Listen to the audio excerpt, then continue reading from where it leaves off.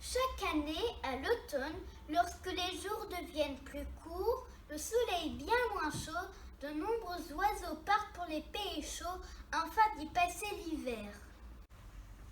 Au printemps, lorsque les températures se font plus douces, ils font le chemin à l'envers et reviennent ici vivre un nouvel été. Les forêts qui contiennent le plus d'oiseaux migrateurs sont les forêts du Grand Nord. Là-bas, les hivers sont rudes et le gel souvent terrible en sorte que les oiseaux pourraient y mourir de faim et de froid. Il y a bien longtemps, dans ces forêts du Grand Nord, vivait un jeune merle.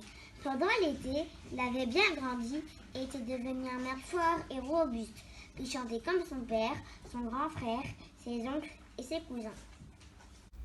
La veille du grand départ vers le sud, tous les oiseaux participaient au dernier vol d'entraînement. Lorsqu'un grand héron heurta le jeune merle de plein fouet. Bon. Tu ne peux pas faire attention, abruti! S'exclama le héron en colère. Il faut bien se dire que la colère du héron cachait le fait qu'il se savait en faute. Notre ami le jeune merle, sonné par le cou, tomba sur le sol comme une feuille d'automne. Son nez le faisait souffrir et elle pendait bizarrement.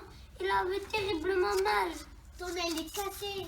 Puis dirent les vieux mères le fort de leurs expériences. Tu ne pourras pas nous accompagner demain, car tu te noieras un coup chaud dans la mer. Tu vas être obligé de rester et de passer l'hiver ici. Il faut te trouver un abri dans la forêt. Au printemps, nous passerons te reprendre ici. Le germain était effrayé, il n'avait pas le choix. Il lui fallait rester et c'est bien triste. Il regarda le lendemain ses parents et ses amis s'envoler vers le ciel sans tache d'Afrique. Il les regarda longtemps, jusqu'à ce qu'ils ne se distinguent plus dans le ciel. Le cœur gros et les plumes tristes, il se mit à la recherche d'un abri. Mais où trouver un coin pour passer l'hiver dans cette grande forêt? Il avait marché longtemps, jusqu'il rencontra un vieux chêne imposant. Dites-moi, monsieur le chêne, puis-je, s'il vous plaît, construire un nid entre vos grandes branches? Je ne peux pas m'envoler vers les régions chaudes, car je me suis cassé une aile. Ce ne sera que pour un hiver. Me le permettez-vous, s'il vous plaît? Le chêne baissa la tête avec indignation. Ça non alors, Répondit la mère outrée. il n'en est pas question. Cherche un autre arbre. Si tu as faim, cet hiver tu mangeras tous mes glands. Et je deviendrai un chêne sanglant, dont les autres se moqueraient. Pas question que je fasse ça par ailleurs.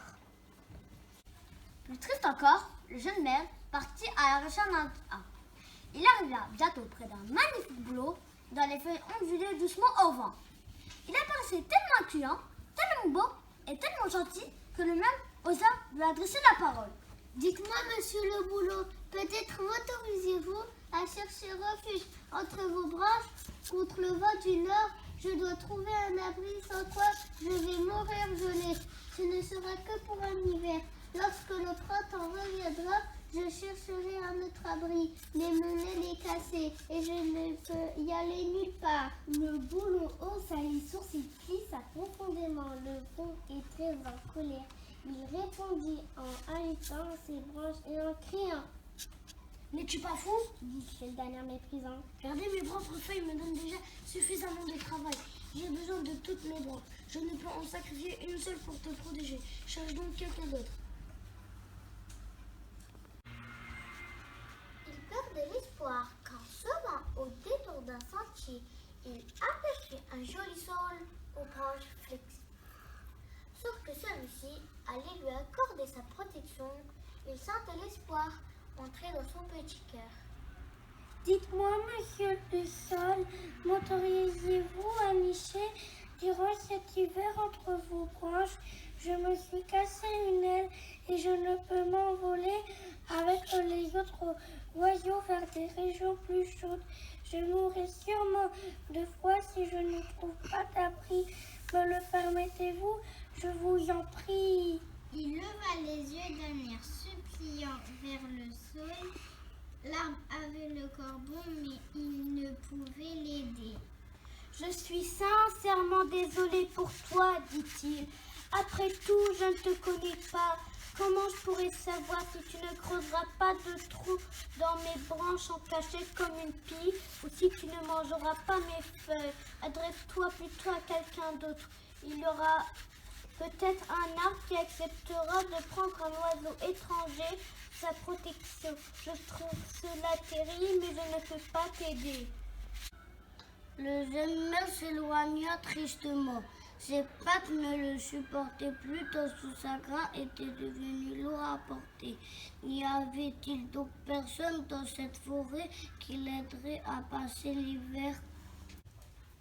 Fatigué, le maire s'éloigna, bien décidé à ne plus demander protection à personne, puisque de toute façon, personne ne voulait l'aider. Il erra dans les bois touffus pendant 6 jours et 6 nuits.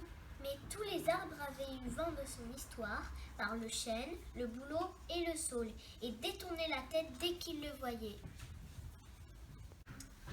Le 7e jour, le maire arriva dans une clairière où se tenaient 3 arbres, les uns à côté des autres, un sapin, un pin et un genévrier. Où vas-tu? Demanda Grandpa étonné. Il y a bien longtemps que tu devais être dans un chaud pays du sud.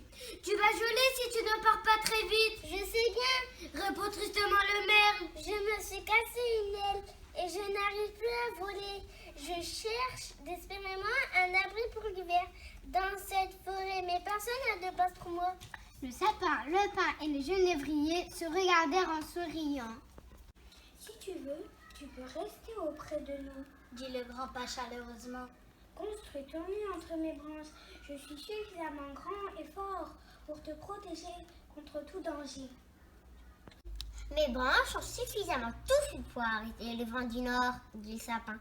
Construis ton nid entre ces branches les plus épaisses, mais reste près de moi. De cette manière, tu ne sentiras pas les vents d'hiver. Quant à moi, tu pourras te nourrir de mes baies tout l'hiver. Ajouta le genévrier.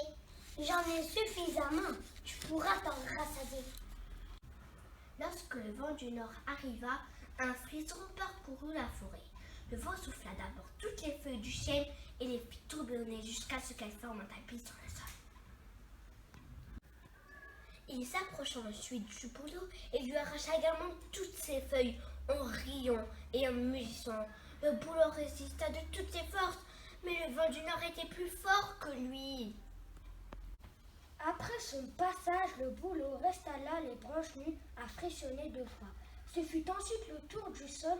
Le vent du nord tourna autour de lui comme une toupie et chassa toutes ses feuilles une à une. Reconnaissant, le maire construit son nid dans les branches du pin, juste à côté du sapin, comme celui-ci lui avait proposé. Chaque jour, il pouvait manger des baies de genévrier.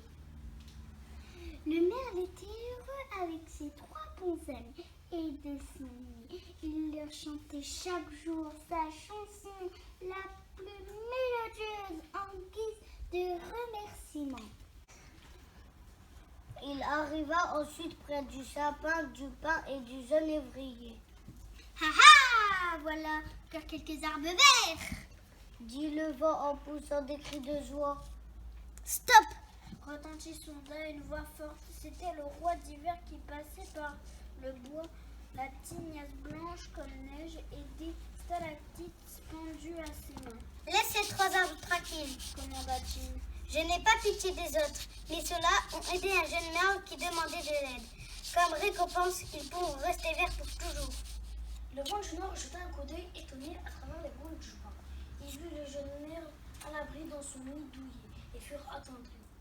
Vous avez raison, Accusa-t-il ému. je vais les laisser en paix. Voilà pourquoi depuis ce jour, Tous les pins, sapins et genévriers, Reste aussi vert l'hiver que l'été.